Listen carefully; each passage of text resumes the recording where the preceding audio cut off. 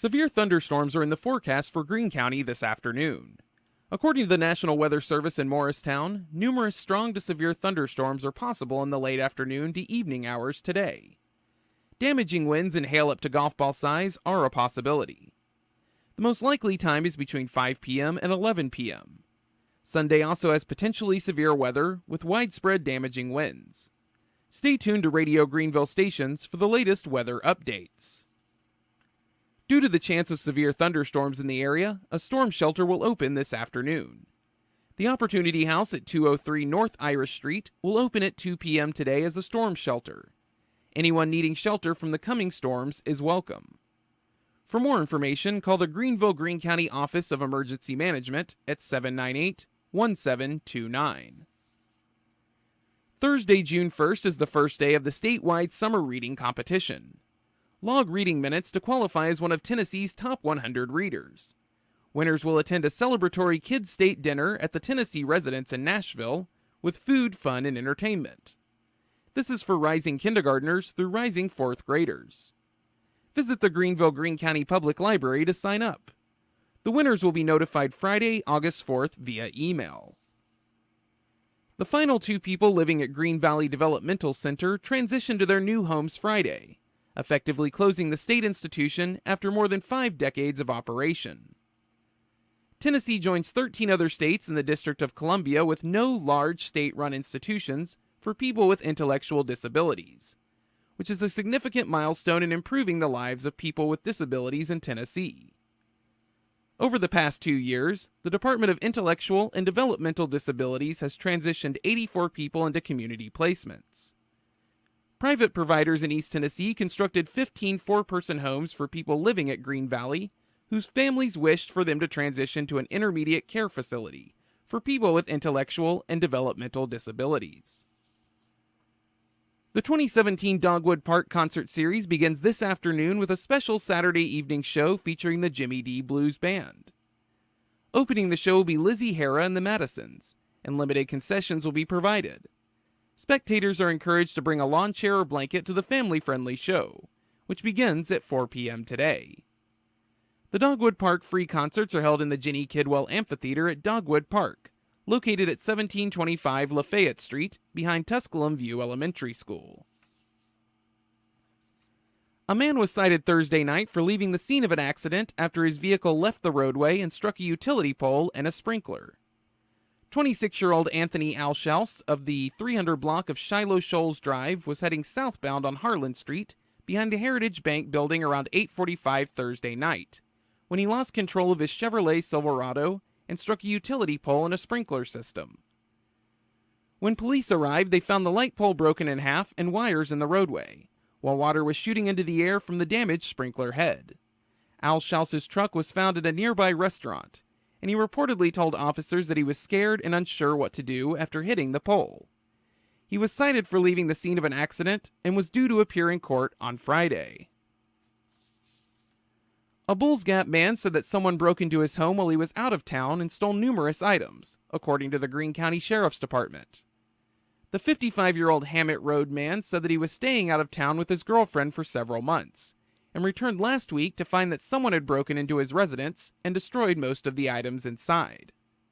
Numerous items were also missing from the home in a storage building, including a riding mower, a washer and dryer, an oxygen machine and tank, and a set of dishes.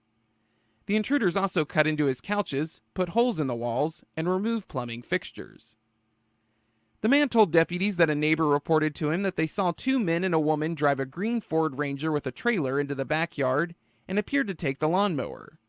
Another neighbor also reported seeing the vehicle at the residence looking at a car that was for sale in the driveway. A preliminary estimated value of the missing items was more than $5,000, pending completion of a full inventory by the owner. The possible suspects were identified as part of the report from the Greene County Sheriff's Department. A Midway woman arrested on Friday reportedly swallowed evidence at the detention center. Deputies took 26-year-old Amanda Nicole Kanzler of McMillan Road in Midway to the Greene County Detention Center after a records check showed her to have a warrant for violation of probation third offense. Deputies conducted a routine search at the Greene County Detention Center, During the search, Kanzler allegedly reached into her crotch area, pulled out a plastic baggie, and swallowed the baggie. She is charged with tampering with evidence, and her court date is scheduled for Wednesday. For more in our news, visit our webpage at greeneville.com and sign up for our mobile news alerts by texting the word news to 59457. With a look at your world of sports, I'm Reid Seals. The Greeneville Green Devils won their first ever TSSAA Class A/AA Boys Soccer State Championship Friday afternoon with a 2-1 win over Page in the finals in Murfreesboro.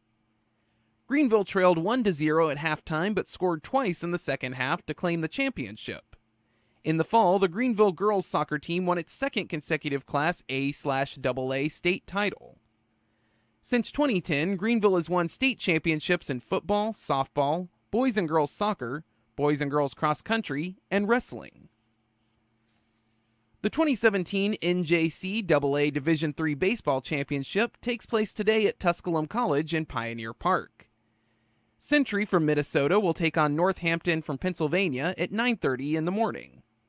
Cumberland County from New Jersey versus Surrey, North Carolina, will take place at 12:30. Tyler from Texas versus Prince George's from Maryland will take place at 4. And Niagara County in New York versus Delta in Michigan will take place at 7:30. Tennessee's football season opener against Georgia Tech in the 2017 Chick-fil-A kickoff game on September 4th will have an 8 p.m. kickoff on ESPN, as announced by ESPN and the SEC on Thursday. The Vols renew a series with Georgia Tech that has remained dormant for the last 30 years. In the team's last meeting on October 24, 1987, UT took a 29-15 win over the Yellow Jackets in Knoxville.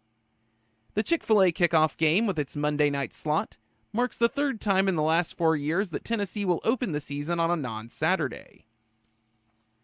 Tennessee basketball will hit the road to take on Iowa State in the 2018 Big 12 SEC Challenge, a matchup announced Thursday by the league offices. The Vols make their first ever trip to Ames on January 27, 2018. Tennessee is participating in the Big 12 SEC Challenge for the fourth time in the event's 5 seasons. The Vols are 2-1 in the challenge, owning a pair of home victories over Kansas State and a road loss at the hands of TCU. That's been a look at the world of sports. I'm Reid Seals. The investigation is continuing following a single vehicle accident early Saturday morning on the Blue Springs Parkway in Mossheim. 36-year-old Barbara Taylor of Greeneville was the driver of a pickup which left the roadway around 1:45 a.m. at 8539 Blue Springs Parkway near the Big Spring Drive intersection. The truck reportedly became airborne and struck a utility pole. Greeneville Emergency and Rescue Squad and Town of Mossheim Volunteer Fire Department, along with EMS, the Greene County Sheriff's Department, and the Tennessee Highway Patrol, responded to the scene. A man arrested for DUI faces an additional charge after reportedly making threats to an officer. The Greene County Sheriff's Department responded to an accident around 12:45 Saturday morning in the 300 block of Cove Creek Road. A vehicle driven by 26-year-old Dennis L. Gosnell of Asheville Highway reportedly ran off the left side of the roadway, struck a mailbox, went through the homeowner's garden, and came to rest on a small embankment. Gosnell reportedly admitted taking medication prior to the accident and performed poorly on a field sobriety test. According to arrest warrants, Gosnell made remarks during the course of the investigation that he would burn the residence of the arresting officer and threaten to harm the officer at his home. Gosnell was charged with DUI and retaliation for past action. His bond was set at $11,000. He will appear in court this week on the charges. A Maupin Road man was taken into custody Saturday on warrants for theft and domestic assault in connection with an incident in March. On March 13th, 27-year-old Roger L. Hockenberry allegedly choked a woman and threw her down on the floor after an argument had occurred between the two. He reportedly took a child's bike belonging to the woman's daughter and left on foot prior to the arrival of officers. On Saturday, Hockenberry was involved in an accident on Bernard Road and was taken into custody on the outstanding warrants for domestic assault and theft of property under $500. He is being held without bond prior to his initial court appearance this week. A Chuckey man is facing drug charges following an accident Saturday evening. Greeneville police responded to an accident shortly before 8 p.m. in the parking lot of Fairgrounds Laundromat on Fairgrounds Road. A man at the scene told officers that he saw one of the drivers, 65-year-old Bobby G. Fillers of Robertson Road, conceal pills in a pair of jeans in his vehicle. Police searched Fillers' vehicle and found 14 pills inside the pants. He was arrested for possession of Schedule 3 and 4 drugs and violation of the financial responsibility law. Bond was set at $3,000 with a court date scheduled for this week. A man reportedly tried to use a counterfeit bill at a store Saturday morning. The Greeneville Police Department responded to the report of a counterfeit bill at the Kikers Tobacco Outlet on the Asheville Highway. The customer at the store claimed that he did not know the $100 bill was fake. The man stated that he found the bill near a bush next to the Ingalls on the Asheville Highway. The investigation is continuing. A Greeneville man has been charged with theft after he allegedly pawned stolen jewelry. 44-year-old Michael Dowd of Hartman Lane reportedly pawned jewelry valued at $250 that was stolen from a woman in April. Dowd was taken into custody for theft less than $1,000. His bond was set at $500 with a court date scheduled for this week. And a Telford man arrested for DUI reportedly attempted to smuggle drugs into the Greene County Detention Center. On Friday, police received a report of a vehicle driving dangerously and passing other vehicles in the emergency lane.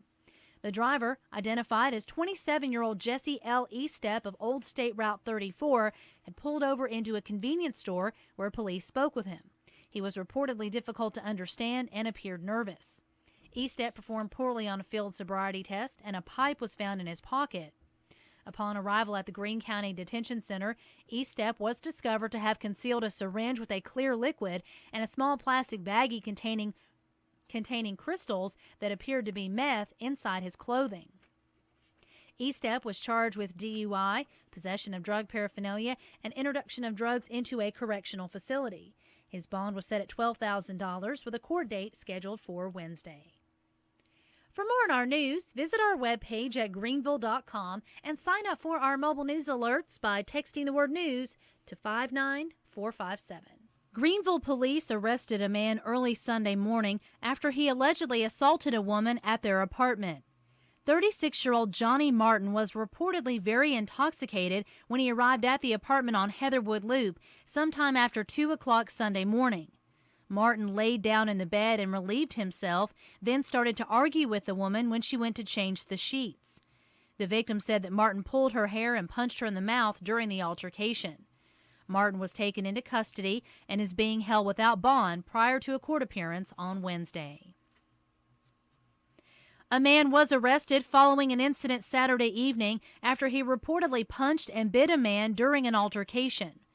37-year-old Benjamin Atnip of the 700 block of Gatewood Road went to a home on the Lost Mountain Pike around 10 o'clock Saturday night and tried to get a woman to let him inside. A male resident told Atnip to leave, and he responded by throwing a cooler in the man's face. The man shut the door, but Atnip allegedly kicked it open and started punching the man in the face. At some point during the scuffle, Atnip reportedly bit the man on the right arm and left visible marks before fleeing on foot. The victim also had a laceration near his left eyebrow from the incident. Atnip also reportedly broke the victim's glasses and threw his cell phone into a nearby creek. Atnip was taken into custody Sunday afternoon at Tacoma Regional Hospital and transported to the Greene County Detention Center, where he posted $2,000 bond on charges of assault and vandalism. He will appear in court on Wednesday. 2 men were arrested early Saturday morning after the driver of a minivan was stopped for erratic driving by Greeneville police.